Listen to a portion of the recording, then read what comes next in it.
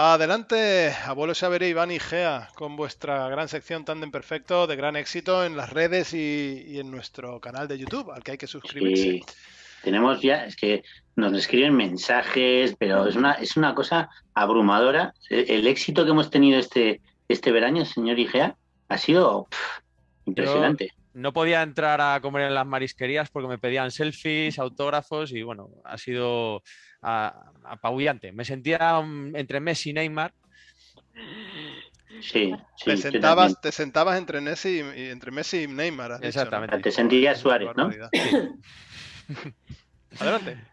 Hemos tenido, señor Igea, un verano más allá del éxito de Tandem y que ahora vamos a tener que contratar a alguien, por cierto, si alguien se ofrece para que gestione todo el volumen de mails y de mensajes que nos llegan por redes sociales. Sí. Pero hemos tenido un verano bastante interesante a nivel deportivo, ¿verdad? Hombre, hemos tenido una Eurocopa y hemos tenido unas Olimpiadas y además las dos han estado marcadas por muchos gestos de los que nos gusta en Tándem Perfecto. ¿Me, Y yo me creo que hoy, permites una corrección, señor Igea? ¿cómo no?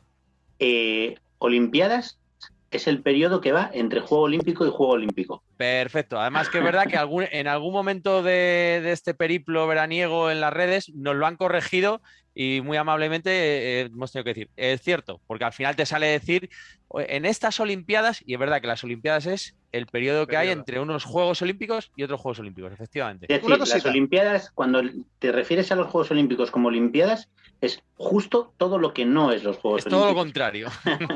Em, Nunca pensé que corregiría al señor Lobo en algo y hace un momento lo he visto y he dicho, lo voy a decir, pero en términos, en cosas lingüísticas me atrevo. Transgiversar no existe, tío, es tergiversar. Tergiversar, sí, perdón. Lo que pasa es que tergiversaron tanto que transgiversaron. Transgiversar. Tergiversar, Adelante, sí, sí, perdón, perdón, perdón. adelante. Adelante, adelante, señor Igea, con lo que estaba usted. Bien, no, entonces, una cosa que sí que dijimos en Twitter desde el perfil de Muévete a tu bola es que durante los Juegos Olímpicos la prensa se dedica mucho a hablar de victorias, de derrotas, de hacer quinielas de medallas, pero muy pocos conocen los principios fundamentales del olimpismo que se recogen en la Carta Olímpica. Entonces, yo creo que como homenaje a esta primera sección que vamos a hacer en la que repasamos estos Juegos Olímpicos, vamos a contar muy rápidamente algunos de los más importantes porque al final muchos de los detractores de los Juegos Olímpicos actuales es que dicen que se han mercantilizado, ¿no? Que ahora al final son más un producto de marketing y que no se reflejan los valores. Y como en Tandem Perfecto queremos hacer todo lo contrario de lo que hacen los grandes medios, pues vamos a empezar esta sección hablando de los principios fundamentales del olimpismo. Dice, el olimpismo es una filosofía de vida que exalta y combina en conjunto armónico las cualidades del cuerpo, la voluntad y el espíritu. Al asociar el deporte, que esto me encanta, con la cultura y con la educación, el olimpismo se propone crear un estilo de vida basado en la alegría del esfuerzo, el valor educativo del buen ejemplo y el resto de los principios éticos fundamentales universales. El objetivo del olimpismo es poner siempre al deporte al servicio del desarrollo armónico del hombre con el fin de favorecer el establecimiento de una sociedad pacífica y comprometida con el mantenimiento de la dignidad humana. Esto viene también del origen de los Juegos Olímpicos, donde cuando se hacían estos juegos deportivos, que son un conflicto inventado, lo que hacían era que se paraban las guerras reales. El olimpismo tiene como Es la objetivo... paz olímpica, ¿no? Exactamente. El olimpismo tiene como objetivo contribuir a la construcción de un mundo mejor y más pacífico, educar a la juventud a través del deporte, practicarlo sin discriminaciones y dentro de un espíritu olímpico que exige comprensión mutua, espíritu de amistad, solidaridad y juego limpio. Y para terminar, la actividad del movimiento olímpico, simbolizada por los 5 anillos entrelazados, es universal y permanente. Abarca los 5 continentes y alcanza su punto culminante en la reunión de los atletas del mundo en un gran festival del deporte que son los Juegos Olímpicos. Y ha habido, bueno, para terminar, la práctica deportiva es un derecho humano. Todas las personas deben tener la posibilidad de practicarla según sus necesidades. De aquí también la importancia de los Juegos Paralímpicos, que eso sí que me ha gustado, que este año se han dado mucha cobertura a los Juegos Paralímpicos en televisión española. Y cuando hablamos de comprensión mutua, de espíritu de amistad, hay un grandísimo ejemplo que nos conmovió, ¿verdad, abuelo Xavier? Que fue la despedida de un mito del baloncesto, cómo se produjo y el gesto que hubo dentro de la cancha. Y además no te refieres a Pau Gasol. No ¿No tuvo la oportunidad de hacer lo que sí que se hizo con este del que vamos a hablar. Es que yo creo que han sido unos juegos que han dejado, podemos decir eso de que Muévete a tu bola lo ha vuelto a hacer, porque Sí. después de una temporada hablando de deporte y valores, creo que estos Juegos de Tokio han dejado perlitas Sí. de, pues Sí. eso, de valores, y uno que nos llamó la atención fue la despedida de Luis Scola, el jugador argentino de baloncesto. Creo que tenía 41 años, una cosa así, estaba muy parejo con Pau Gasol en edad. Y bueno, la trayectoria de Luis Scola, pues ya la conocéis, ¿no? Primero triunfó en el Baskonia, luego en la NBA durante muchos años, ha terminado volviendo al baloncesto europeo, y además con la selección argentina ha tenido, bueno, formó parte de la generación de oro del baloncesto argentino, y entre otras cosas ganaron una medalla de oro ganando a los jugadores de la NBA, ¿no? Y en su despedida fue contra la selección de Australia, y en el momento que, en pleno partido, en el momento que cuando quedaban unos segundos, Australia ya ganaba de bastante, es decir, ya no había opción de que se volviera a cambiar el signo del partido, el seleccionador argentino retira a Scola a falta de un minuto, una cosa así, y entonces en ese momento, de manera espontánea, los jugadores argentinos empiezan a darle un abrazo a Scola, una especie de homenaje individual, y curiosamente el árbitro para el partido, se decide respetar eso.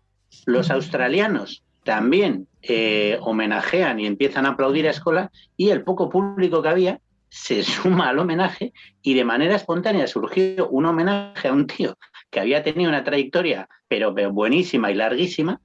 Sobre todo valoro la espontaneidad de ese momento, ¿no? Que es un reconocimiento a una trayectoria pues más que digna, ¿no?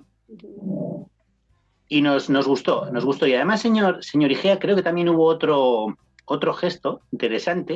¿Es el de los dos saltadores de altura que compartieron? Será otra cosa preciosa que pasó en estos juegos, ¿no? El de Dubái Ahí lo tienes. y el de Italia. Justo, Acaba de hacer una asistencia el señor Lobo. me la ha puesto votando para que yo cuente la bonita historia de Gianmarco Tambieri, que era italiano, y Mutaz Essa Barsin, que es catarí, que además había tenido una curiosa historia, la voy a hacer como introducción. Durante la pandemia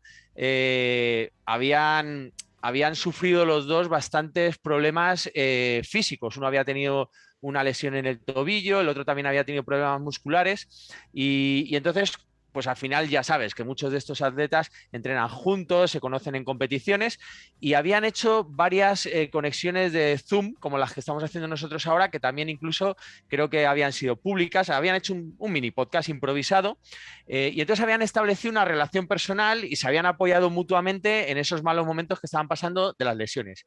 Llegan las Olimpiadas, los Juegos Olímpicos, y resulta que en la final llegan los dos a la altura de 2,39. No, perdona, de 2,37 metros. Los dos habían superado 2,37. Y cuando habían intentado la altura de 2,39, ninguno la consiguió superar. Llega el juez y les dice: podemos seguir haciendo una especie de muerte súbita, ¿no? Como la tanda de penaltis, saltando la altura de 2,39 hasta que uno de los dos lo consiga y ese se lleva la medalla de oro, o podemos parar aquí y compartir el primer puesto, la medalla de oro. Y es muy bonito el vídeo en el que los dos están escuchando al juez, se miran y sin decir una palabra prácticamente hacen un gesto con la cabeza y se pegan un gran abrazo y comparten la medalla de oro. Mira, yo lo estoy contando y se me están poniendo los pelos de punta. Además le preguntaron al juez. Yello se ha puesto como un erizo con tanto pelo que tiene, ¿sabes? No me hagáis esto, que de repente no se ve nada. Y ese fue un gesto muy bonito, Y también había otros gestos, además de bonito, con cierta polémica, como el de un atleta que hizo un gesto en el podio que nos recordó a otros gestos de Olimpiadas anteriores, ¿verdad, abuelo Xavier? ¿Cuál fue Sí, ese? efectivamente, este fue el caso de Raven Saunders, que en el momento de ir a a recoger la medalla, subió al podio, creo que era medalla de bronce en este caso, y hizo un gesto así. No sé si recordáis. ¿Quién es No. Raven Sanders? Es que no sé quién. Una lanzadora de peso. Ah, vale. Y es activista, bueno, perdón, abuelo, continúa. No, adelante, lo puedo explicar. Es activista LGTBI y Eso entonces hizo este gesto. Pero ella explicó que lo hacía por todos los oprimidos del mundo. Entonces generó mucha polémica y en principio el COI la iba a sancionar porque están prohibidos este tipo de gestos. Antes hablaba el señor Igea del espíritu olímpico y es verdad que la Carta Olímpica es bastante... Bueno, de hecho, si el COI realmente siguiera la Carta Olímpica, probablemente los juegos serían muy diferentes de lo que son. Porque la realidad es que, como decíamos, el COI sigue más unos principios priorizando la mercantilización de los juegos a otro tipo de valores. Y uno de los aspectos que tiene es que no admite ningún tipo de reivindicación política o social en los juegos. No hay que olvidar que estamos hablando de una competición que se hace representando a un país, bueno, a un estado, y con un chándal o una camiseta que representa ese estado. Eso ya en sí es un gesto político. Y históricamente sabéis que el COI ha tenido reacciones, vamos a decir que como mínimo polémicas, cuando alguien durante los Juegos Olímpicos ha hecho este tipo de gestos. Nos acordamos de México 68, del puño que levantaron, no me va a venir ahora el nombre, pero bueno, en Múnich 72 creo que también hubo otro gesto, no sé si fue Múnich o Montreal, uno de los dos, muy similar, que unos atletas estadounidenses cuando subieron al podio, subieron, digamos que como si no se hubieran duchado, de una manera poco alineados, vamos a decir. Y cuando sonó el himno americano, el himno de Estados Unidos, su actitud fue displicente, vamos a decir.